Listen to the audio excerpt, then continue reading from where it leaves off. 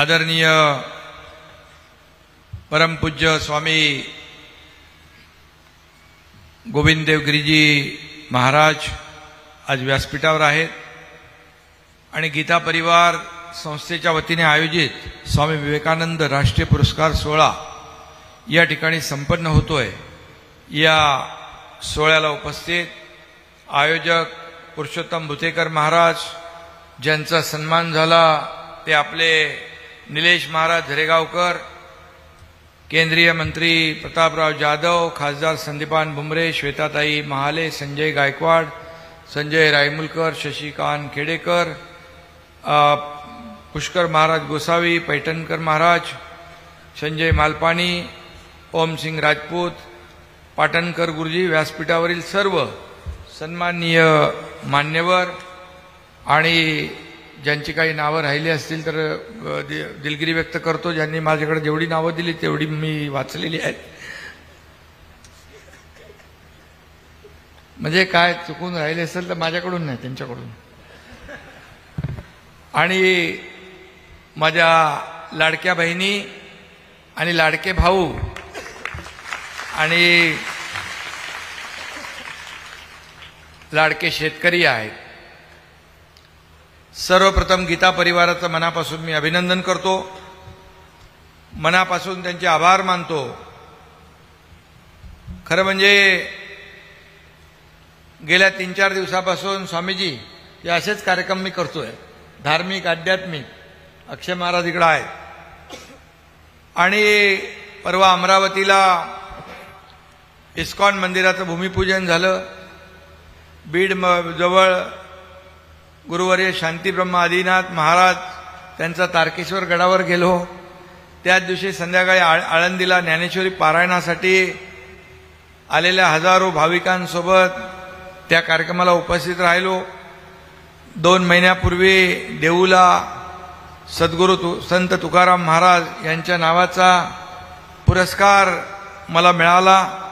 खरं म्हणजे ही हजारो वारकरी बंधू भगिनींसमवेत उपस्थित मला राहता आलं। खरं म्हणजे मी भाग्यवान आहे की आजही या ठिकाणी गीता परिवारानं आयोजित केलेल्या या कार्यक्रमाला मला उपस्थित राहता आलं। मी स्वतःला भाग्यवान समजतो। मी स्वामीजींचा खूप खूप आभारी आहे। खरं म्हणजे मी हेलिकॉप्टरमध्ये बसलो, पायलट म्हणाले तिकडे वेदर खराब आहे, परत उतरलो, मग हायवेनी जाऊ लागलो। परत मी म्हणालो आमच्या पीएला, बघा पायलटला विचारा काय परिस्थिती बदलली आहे का, तो म्हणाले बदलली आहे। पुन्हा हेलिकॉप्टरमध्ये आलो। म्हणजे स्वामीजी आपला आशीर्वाद आणि आपलं जे निमंत्रण मला मिळालं ते मला इथं बरोबर खेचून घेऊन आलं आणि या ठिकाणी मी आणि म्हणून स्वामी गोविंददेव गिरीजी महाराज यांचं मार्गदर्शन नेहमीच मिळत असतं आणि त्यांना भेटल्यावर देखील एक जो काय आनंद मनामध्ये येतो, एक ऊर्जा आणि प्रेरणा मिळते। कारण त्यांचं काय, त्यांचं फक्त आपला देश, आपलं राष्ट्र, देशभक्ती आणि आपला धर्म आणि हा भगवा झेंडा यासाठी त्यांचं काम सुरू असतं। आणि म्हणून फक्त आपल्या देशात नाही, राज्यात नाही, तर देशाच्या बाहेर जगभरामध्ये आपल्या धर्माचा, हिंदुत्वाची पताका नेहमी उंच ठेवण्याचं काम ते करत असतात। आणि म्हणून अनेक देशांमध्ये त्यांच्या कार्यक्रमानिमित्त ते जात असतात आणि म्हणून हेच आपल्यासाठी फार मोठं आहे। आणि मग मलाच मार्गदर्शन नाही तर आदरणीय देशाचे प्रधानमंत्री नरेंद्र मोदीजी यांना देखील त्यांचं मार्गदर्शन लाभलंय। आणि अयोध्येत प्रभू रामचंद्राची प्रतिष्ठापना करताना 11 दिवसांचा उपवास स्वामीजींच्याच हस्ते प्रधानमंत्री महोदयांनी उपवास सोडवला। आणि म्हणून आज मी स्वामीजींना देखील धन्यवाद देतो। आपले आशीर्वाद, मार्गदर्शन आपल्या देशाचे प्रधानमंत्री मोदीजींच्या याच्या पाठी आहेत आणि म्हणून पाकिस्तानला चोख उत्तर देण्याचं काम आपले भारतीय लष्कर करतंय। चोख उत्तर, ईट का जवाब पत्थर से नहीं, तो आता म्हणाले गोली का जवाब तो गोले से देंगे। अगोदर गोळीचं उत्तर मिसाईलनी दिलं, आता तोफगोळ्याने देतील. त्यामुळे देशाच्या लष्कराच्या मागे खंबीरपणे उभं राहणारं आपलं हे देशाचं नेतृत्व आदरणीय प्रधानमंत्री नरेंद्र मोदीजी यांनी पहलगाममध्ये आपल्या बहिणींचं जे कुंकू पुसण्याचं पाप ज्या दहशतवाद्यांनी केलं ते ऑपरेशन सिंदूरच्या माध्यमातून या पाकिस्तानला धडा शिकवण्याचं काम त्यांनी केलं. आणि म्हणून भारताच्या नादाला लागायचं नाही, आमचा नाद करायचा नाही हे सांगून टाकलंय. आणि म्हणून पाकिस्तान ज्या काही कुरापती करतोय त्याला आपल्या भारतीय लष्कराने योग्य उत्तर दिलेलं आहे.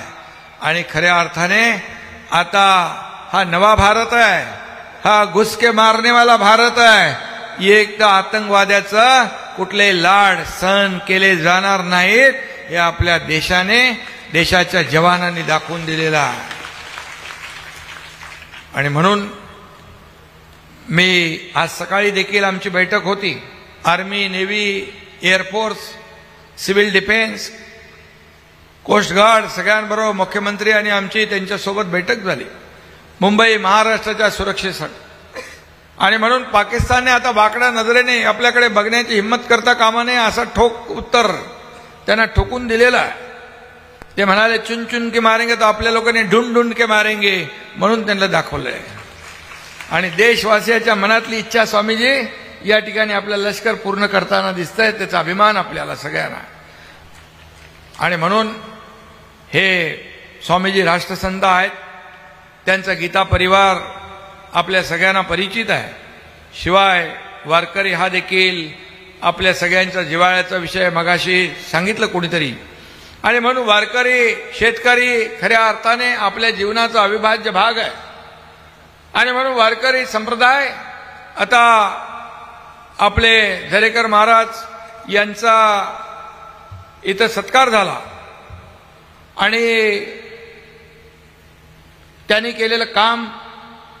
आणि आपणही देखील वारकरी संप्रदाय राज्यामध्ये सगळीकडे आपल्या अखंड हरिनाम सप्ताह कीर्तनाच्या माध्यमातून या ठिकाणी समाज प्रबोधनाचं काम, लोकांना दिशा देण्याचं काम आपण करताय.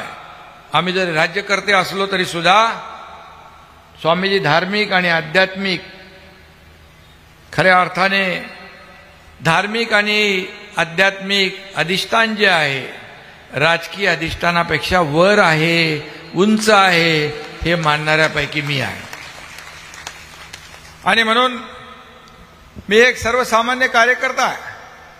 मी मुख्यमंत्री जरी होतो तरी सुद्धा कार्यकर्ता म्हणून काम केलं. जिथं कुठं समस्या दिसली, जिथं कुठं संकट दिसलं की मी सगळं सोडून तिथे संकटात अडकलेल्या लोकांना मदत करण्याचं काम आपण केलं. ते कर्तव्य म्हणून केलेलं आहे. खरं म्हणजे मी समाज पंढरीचा कार्यकर्ता आहे, सत्ता पंढरीचा नाही. त्यामुळे समाज पंढरीचा एक कार्यकर्ता म्हणून मी काम करत होतो, यापुढे काम करत राहणार आहे. आणि मग याच कामाचं जे काय आशीर्वाद आहेत या आपल्या माध्यमातून मिळाले. 2.5 वर्ष जे काम केलं, आम्ही टीम म्हणून काम केलं. आणि टीम म्हणून काम केल्यानंतर लाडक्या बहिणी, लाडके भाऊ, लाडके शेतकरी, लाडके ज्येष्ठ यांनी सगळ्यांनी भरभरून आशीर्वाद दिले. आणि पुन्हा या राज्यामध्ये महायुतीचं सरकार आलं. म्हणून माझ्या लाडक्या बहिणींना मी सांगू इच्छितो, कोणी काही म्हटलं तरी सुद्धा माझी लाडकी बहीण योजना कधी बंद होणार नाही. ज्या ज्या योजना आम्ही जाहीर केल्यात त्या वचन जे दिलेलं आहे ते टप्प्याटप्प्याने आम्ही पुढे जाणार. तुम्ही जशी जशी आमची सरकारची ताकद वाढवाल तसं तसं आपल्याला या समाजाला न्याय देता येईल. आम्ही प्रिंटिंग मिस्टेक म्हणणारं सरकार नाही. जे बोललो ते करून दाखवणार, जे बोललो ते करणार. कारण हिंदुहृदय सम्राट बाळासाहेब सांगायचे, एकदा शब्द देताना 10 नाही 100 वेळा विचार करा. पण एकदा शब्द दिल्यानंतर वापस मागं फिरणं नाही. आमच्या शब्दकोशामध्ये नाही हा शब्द नाही. आणि त्यामुळे तुम्ही निश्चिंत राहा. मला एवढंच सांगायचं आहे की एका उदात्त कामाला या ठिकाणी आज मला येता आलं. हरिभक्तपरायण निलेशजी महाराज झरेगावकर यांना स्वामी विवेकानंद पुरस्कार देताना स्वामीजींच्या बरोबर मला उपस्थित राहता आलं, हे माझं भाग्य आहे, मला आनंद आहे. आणि त्यांच्या स्वामीजींच्या पाठबळातून आशीर्वादातून वाढलेल्या गीता परिवारानं निलेशजी महाराजांचा आपला सन्मान केलेला आहे. आणि म्हणून मी देखील एक शेतकरी कुटुंबातला आहे, मी देखील वारकरी संप्रदायातला आहे, माझं घर देखील वारकऱ्याचं आहे आणि माझं नाव पण एकनाथ आहे. त्यामुळे त्यांनी निलेशजी यांनी फक्त वारकरी संप्रदायाचं काम केलं म्हणून नाही, उत्तम समाज प्रबोधन त्यांनी केलं, कीर्तन करतायत म्हणून नाही, तर ते कार्य जे करतायत 47,000 कैद्यांचं पालकत्व स्वीकारून त्यांना समाजाच्या मुख्य प्रवाहात आणण्याचं अवघड काम त्यांनी केलं. त्यांना सन्मार्गाला लावण्याचं काम केलं, त्यांना पांडुरंगाचं नामस्मरण करण्याचं, दिशा दाखवण्याचं काम केलं आणि यांना इतर लोकांप्रमाणे मुख्य प्रवाहात आणण्याचं देखील काम केलं. म्हणून आपल्याला हा सन्मान या ठिकाणी मिळालेला आहे. आणि म्हणून तुम्ही म्हणता महाराष्ट्राच्या सगळ्या जेलमध्येचं पाणी पिऊन आलोय असं गमतीने म्हणतात, त्यात तथ्य आहे. आणि म्हणून कीर्तन कार्यक्रम, अन्य समाज कार्यासाठी ते ठिकठिकाणच्या कारागृहामध्ये जात होते.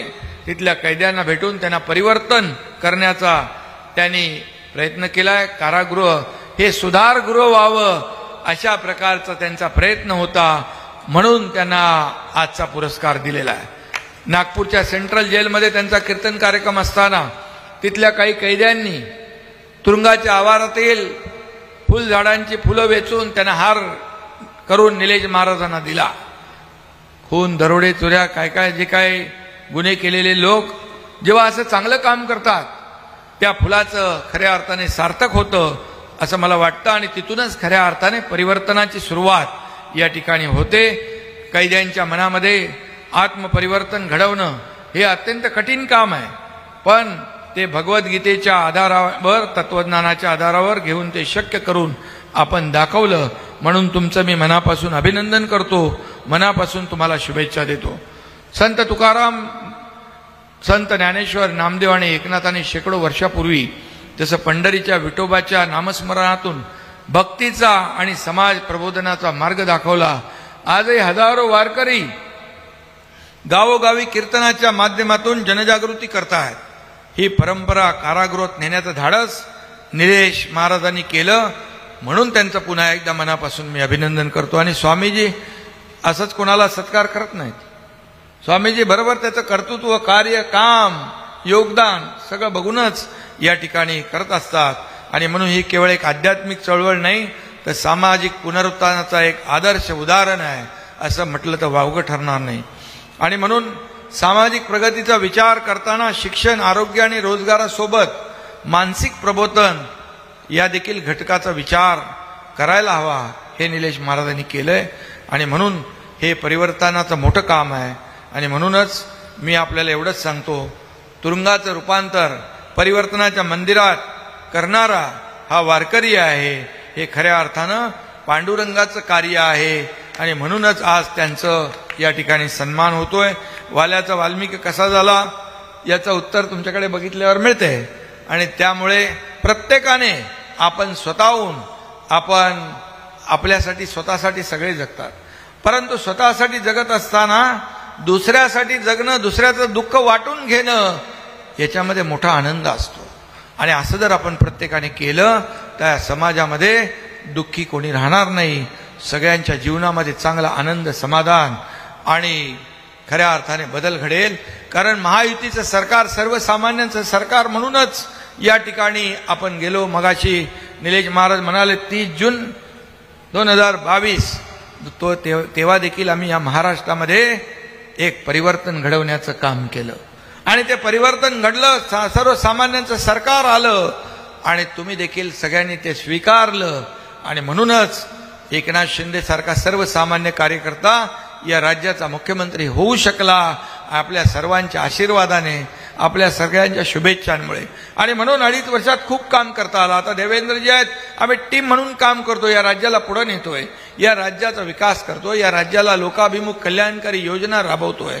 आणि म्हणूनच अशा या खऱ्या अर्थाने इथं मला वाटतं आपले कुठले दुसरे गुरुजी हे मंदिर बांधलं ते पुरुषोत्तम महाराज पाटील. मी इकडे आलो होतो एकदा मागे, मागच्या वर्षी आलो होतो. त्यांनी देखील एक मोठं काम केलेलं आहे.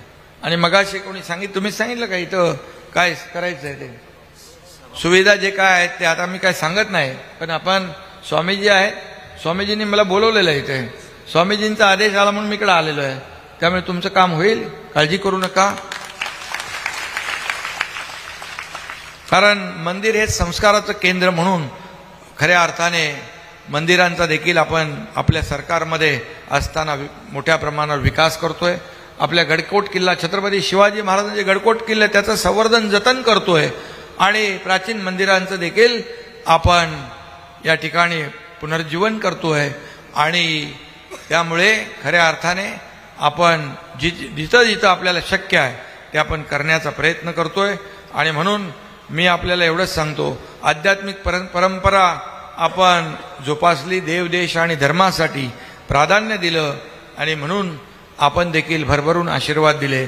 तुकोबा माऊलीने म्हटलंय, सेवितो हा रस वाटितो अनिका, घ्यारे होऊ नका रानभरी, आणि विटेवरी ज्याची पाऊले समान, तोची एक दानशूर दाता, असं पांडुरंग तुकोबा माऊलींनी म्हटलंय. आणि म्हणून मी पुन्हा एकदा स्वामीजींना मनापासून धन्यवाद देतो, स्वामीजींचं मनापासून अभिनंदन करतो. गीता परिवार संपूर्ण जगभर आपले अनुयायी आहेत आणि गीता परिवाराच्या माध्यमातून या ठिकाणी अतिशय देशभक्तीचं, राष्ट्रभक्तीचं, राष्ट्र उभारणीचं काम सुरू आहे. मला कधी महात्मारा हा एकनाथ आपल्या हाकेला धावून आल्याशिवाय राहणार नाही. धन्यवाद. जय हिंद, जय महाराष्ट्र.